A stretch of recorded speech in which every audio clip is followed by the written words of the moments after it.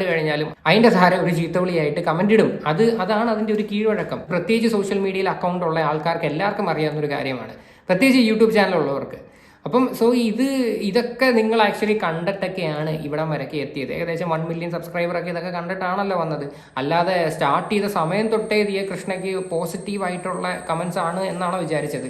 കുറെ നാൾക്ക് മുന്നേ പ്രാവുകൾക്ക് എന്തോ ഭക്ഷണം ഇട്ട് കൊടുത്ത സമയത്ത് എന്തോ ഒരു കോൺട്രവേഴ്സി ഉണ്ടായിരുന്നു. ദിയ കൃഷ്ണയും ഈ പറയുന്ന ദിയ കൃഷ്ണയുടെ അച്ഛനും തമ്മിലുള്ള ഒരു കോൺവെർസേഷൻ്റെ ഇടയിൽ ആ ഒരു വിഷയം ഭയങ്കര ചർച്ചയായപ്പോഴത്തേക്ക് ഈ പറയുന്ന നിങ്ങളുടെ വീഡിയോയുടെ താഴെ വന്ന് ഒരുപാട് നെഗറ്റീവ് കമന്റ് ഇട്ടിട്ടുണ്ട്. അപ്പം അന്നൊന്നും ഒരു കുഴപ്പമില്ലായിരുന്നു. അപ്പം അതുകൊണ്ട് അങ്ങനെയൊക്കെയുള്ള കാര്യങ്ങൾ പറയുന്നതിനകത്തോട്ട് എനിക്ക് വലിയ യോജിപ്പില്ല. കാര്യം ഇത്രയും പറഞ്ഞതെല്ലാം നിങ്ങളുടെ വളരെ പേഴ്സണൽ ആയിട്ടുള്ള കാര്യമാണ്. ദിയ സഫർ ചെയ്തിട്ടുള്ള കുറച്ച് കാര്യങ്ങളും ഉൾപ്പെടെ എല്ലാം പറഞ്ഞു. അതെല്ലാം നമുക്ക് അംഗീകരിക്കാൻ പറ്റുന്ന ഒരു കാര്യമാണ്. പക്ഷെ കമന്റിലുള്ള ആൾക്കാർ വന്നിരുന്ന് കമന്റ് ഇടാൻ പാടില്ല, വന്നിട്ട് കണ്ടിട്ട് ജസ്റ്റ് പൊക്കണമെന്ന് അങ്ങനെ ഒരു സ്റ്റേറ്റ്മെന്റ് നമുക്ക് പറയാനായിട്ടുള്ള യാതൊരു അവകാശവും. അത് നിങ്ങൾക്ക് ആ കമന്റ് കാണാനായിട്ട് ഇഷ്ടമല്ലെങ്കിൽ യു ക്യാൻ ബ്ലോക്ക് ഇറ്റ്. അത്രേ നമുക്ക് ചെയ്യാൻ പറ്റും. അല്ലാതെ ഇങ്ങനെയുള്ള ഡയലോഗ് അടിച്ചിട്ട് ആൾക്കാർ കമന്റ് ഇടാതിരിക്കുമെന്ന് എനിക്ക് തോന്നുന്നില്ല. എന്നാലും ബാക്കിയുടെ കാണാം. ഒന്നും കമന്റ് ചെയ്യണ്ട. If you cannot open your mouth to say a kind word, don't open it. It's a request. So happy Onam. ഞാൻ തക്കുന്ന മേക്കപ്പ് ഇടട്ടെ. മേക്കപ്പ് ഇടുന്ന മൊത്തം സെഷൻ ഒന്നും കാണിക്കുന്നില്ല. മേക്കപ്പ് ഇട്ടതിന് ശേഷം അശ്വിന്റെ സാറേന്ന് മേടിച്ചെടുത്ത് വളരെ ക്യൂട്ട് ആയിട്ടുള്ള ഒരു ലിനൻ ഷർട്ട് ഉണ്ട്. It way that. അത് കിട്ടുന്ന നമ്മൾ ടക്കുന്ന വീട്ടിൽ പോട്ടെ. വീട്ടിലെല്ലാവരും റെഡി ആയി തുടങ്ങി.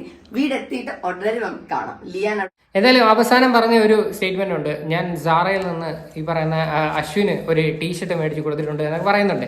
അപ്പോൾ അതും ഒരു കമന്റ് ആയിട്ട് വന്നിട്ടുണ്ട്. ഞാനിവിടെ കമന്റ് വായിക്കുന്നില്ല, ഞാൻ സൈഡിൽ വയ്ക്കാം. എന്തിനാണ് ഈ പറയുന്ന ദിയ എപ്പോഴും അശ്വിന് അത് മേടിച്ചു കൊടുത്തു, ഇത് മേടിച്ചു കൊടുത്തു, എന്തിനാണ് എല്ലാവരുടെയും മുന്നിൽ പറയേണ്ട കാര്യം? എന്തെങ്കിലും ഇതൊക്കെ ഉണ്ടെങ്കിൽ പേഴ്സണലി വെക്കേണ്ടൊക്കെയുള്ള ഒരു കാര്യമായിട്ടാണ് ആ ഒരു കമന്റിനകത്ത് പറയണത്.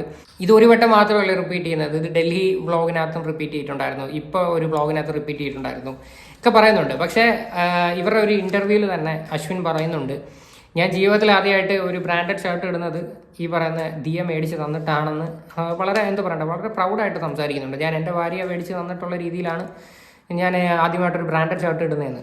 അതൊക്കെ നല്ല കാര്യം തന്നെ. പക്ഷേ കമൻസ് കണ്ടല്ലോ, ഇതുപോലൊക്കെയുള്ള കമൻസുകൾ വരും, പല രീതിയിലും വരും. ഇതെല്ലാം ഫേസ് ചെയ്യാനായിട്ട് റെഡി ആയിട്ട് വേണം സോഷ്യൽ മീഡിയയിൽ നിൽക്കാൻ. അതുകൊണ്ട് കമൻസിൻ്റെ കാര്യത്തിനകത്തോട്ട് പറഞ്ഞതിനകത്തൊന്നും പേഴ്സണലി നമുക്ക് യോജിക്കാൻ പറ്റുന്നില്ല. ബാക്കിയുള്ള കാര്യങ്ങൾ ദിയ പറഞ്ഞതിനകത്ത് അംഗീകരിക്കാം. അവർ പേഴ്സണലി അവർ തീരുമാനിച്ചൊരു കാര്യമായിരുന്നു അവരുടെ കല്യാണം എന്ന് പറയുന്നത്. അതായത് അശ്വിൻ്റെ ആഗ്രഹമായിരുന്നു, എന്ന് തൊട്ട് ദിയെ ഞാൻ ഇഷ്ടപ്പെട്ടു തുടങ്ങി അന്ന് തൊട്ട് എൻ്റെ ഭാര്യയായിട്ട് എനിക്ക് കാണണമെന്ന്.